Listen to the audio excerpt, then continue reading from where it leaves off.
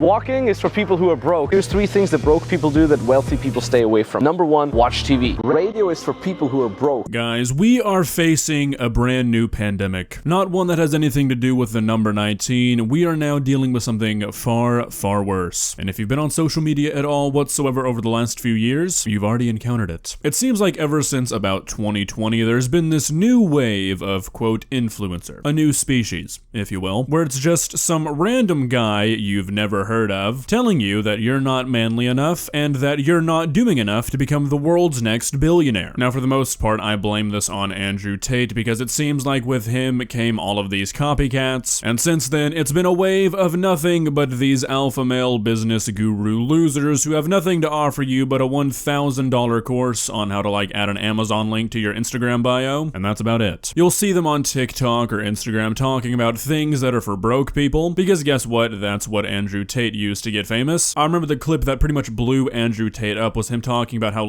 cooking is for poor people, and since then it's basically just been sad men trying to find more and more things to say are exclusively for people who aren't making money. And recently I came across a guy on TikTok doing just this named Max Torno or Tornow. Now some of you might recognize this guy because he used to have a pickup artist business, which, really adds to his credibility, which failed badly enough, I guess, that he felt the need to change his name to not be associated with it anymore. So I really think buying his business course would be a great financial investment. But I'm not really worried about that. We're gonna watch some of his TikToks that he's posted, basically just trying to be this alpha business guru guy who just knows more than everybody else on the planet when it comes to business and how to make money. Prepare for the next 10 minutes or so to be pretty insufferable. Don't say I didn't warn you. Let's begin. Please subscribe. Walking is for people who are broke. Do you think any respectable business owner is going to waste their time trying to pass by slow walking normal people? People don't respect their time, which is why they walk as slowly as this, and then you, as a business owner, you have to take over. It's going to waste a lot of your time. That's why rich people don't walk. Rich people take damn personal drivers. If you're going to walk, do the premium version of walking, which is on a freaking treadmill, in your house, at your desk, making money. Follow for more advice. Alright, so there's a lot to unpack here. So walking, a basic human ability, is for broke people. And I guess his reasoning for that is that if you're walking, you can't be doing business because apparently you need to be focusing on your business 24 hours a day. No leisure times allowed, boys and girls. I mean, this completely ignores the fact that in a lot of places around the world, walking is just simply quicker than having to drive. These videos are purposely designed to attack people who are impressionable and make them think that they're not doing enough with their time, making them question basic things about their day-to-day, like, should I really not be walking? Should I instead just buy a hotspot and hire a personal driver so I can work 24/7 and never have to turn it off? So they overthink about what else they might be doing wrong, and they're tricked into buying this guy's course. It's an obvious sales strategy to most people, but the people who can see it as an obvious sales strategy, well, they're not the target audience. Here's 3 things that broke people do that wealthy people stay away from. Number 1, watch TV. You don't have time to watch TV if you're making a lot of money. Exception is watching Formula 1. Well, guys, you heard it here first. If you watch TV, you're a broke boy. Except if you're watching Formula 1, of course, which I think I have a guess as to what this guy's favorite thing to watch on TV is. Just more pointless filler trying to make you feel bad and make you feel like you're not doing enough. That's basically all these videos are. Number 2, complain. Complaining is the sport of the poor. If you don't like something, go fix it. If you cannot fix it, stop dwelling on it. Focus on being productive with other things. And the third thing, focusing on scammy passive income schemes like, oh, the crypto, the NFT, all this bullshit that makes it so easy for me to have passive income. Look, wealthy people understand that you need to create active income first, and only once you have excess cash flow, you can pour that into passive income opportunities. But passive income is not something to start with. Focus on the things that rich people do, and GG. Alright, first, I find it pretty ironic that this guy is talking about how only broke people complain when his entire TikTok is dedicated to complaining about what other people do with their free time, and then talking about avoiding the scammy passive income schemes, when in a minute we're gonna watch a couple of videos that he's posted where he talks about doing those scammy passive income schemes. I mean, at least try to be consistent, right? Radio is for people who are broke. Just think about it. You let someone else decide what music you're gonna listen to?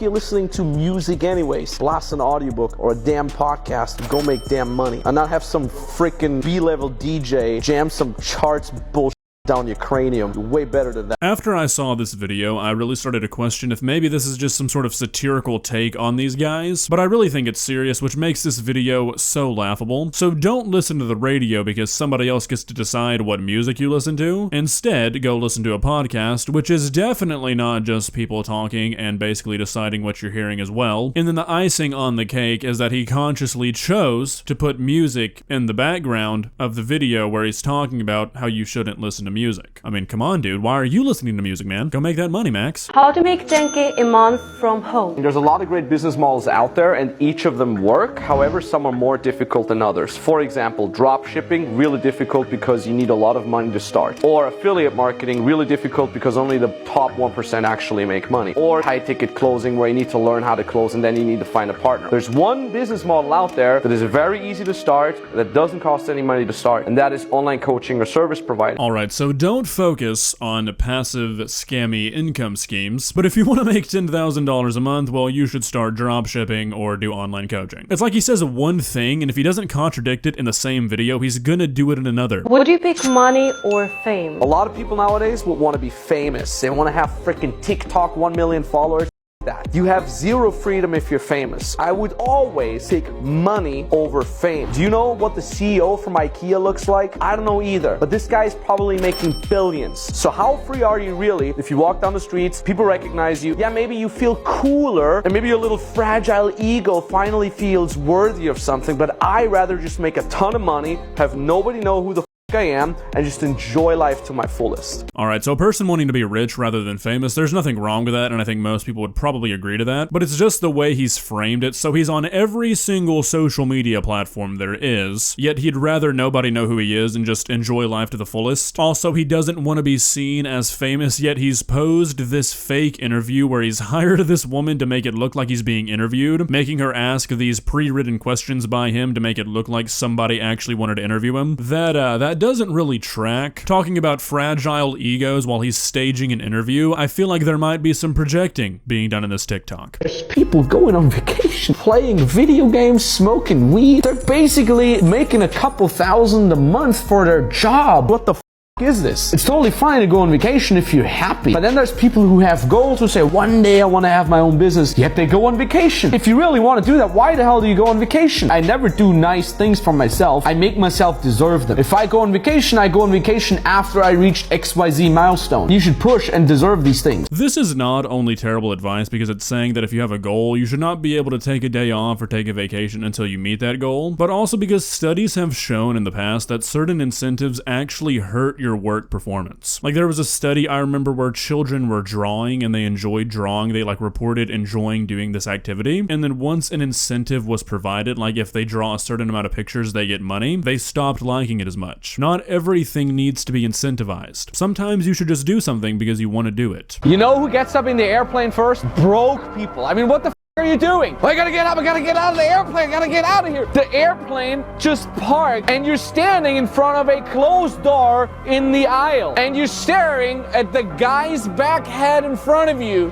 Why? Why? I'm sitting here listening to my audiobook, finishing up work while you are standing there doing nothing and you're freaking out when you can't stay there with everybody else. Chill. Alright, so this last one seems like kinda maybe a personal issue that Max has with people. The other ones I could at least kind of understand how a person would trick themselves into thinking that that's a broke person activity, but this one, not really. But you know what? I'm kind of fine with it. I don't really get why people stand up immediately on a plane either. I mean, you're gonna go row by row anyway, so like, if you need to get down a bag, sure, that's fine if you want to get that out of the way, but the people who stand up immediately and are standing for like 20 minutes, yeah, I don't really get that either. I mean, if you want to stretch your legs, sure, that's fine, I guess, no problem there. But I mean, unless you're planning on cutting in front of somebody, which you're a bad person if you do, you're just gonna go when it's time for your row to go, so like, I don't know, I don't get it. The airplane's not gonna take off again. Oh, now you're gonna fly back. No, it's gonna wait till everybody's off. Might as well stay seated and listen to the audiobook, finish your work and get done. Jesus Christ. This perception that these guys always try to make that they literally never ever turn work off is kind of silly to me because it kind of defeats what they're trying to portray, I think. If you can never turn off work, if you have to be working 24/7, that doesn't really sound like you're that wealthy. You should be able to have your own leisure time. You should be able to make your own schedule if you're really that rich. Just like you're supposed to hire a personal driver, you should be able to hire these employees to take care of stuff so you don't have to. You should not be on the clock 24/7 because if you are, I don't know, that doesn't really sound like you're that well off. Seems like you're still getting there or something. Well guys, another day, another man on the internet telling you what is and what isn't right. My biggest competition. I'm really hoping we see this type of content go out of style soon because I'm kind of tired of seeing it. It's all the same and the target audience is young men who don't really know what they're doing in their life yet and it's putting them down a bad path. It's undeniably doing more harm than good and hopefully it's not going to be around for too much longer. But it seems to be getting more and more popular, so hopes are not high. If you enjoyed this video, please leave a like and walk on over to that subscribe button and touch it. It's free. It won't cost you anything. But for now, that's all I have for you today. Bye.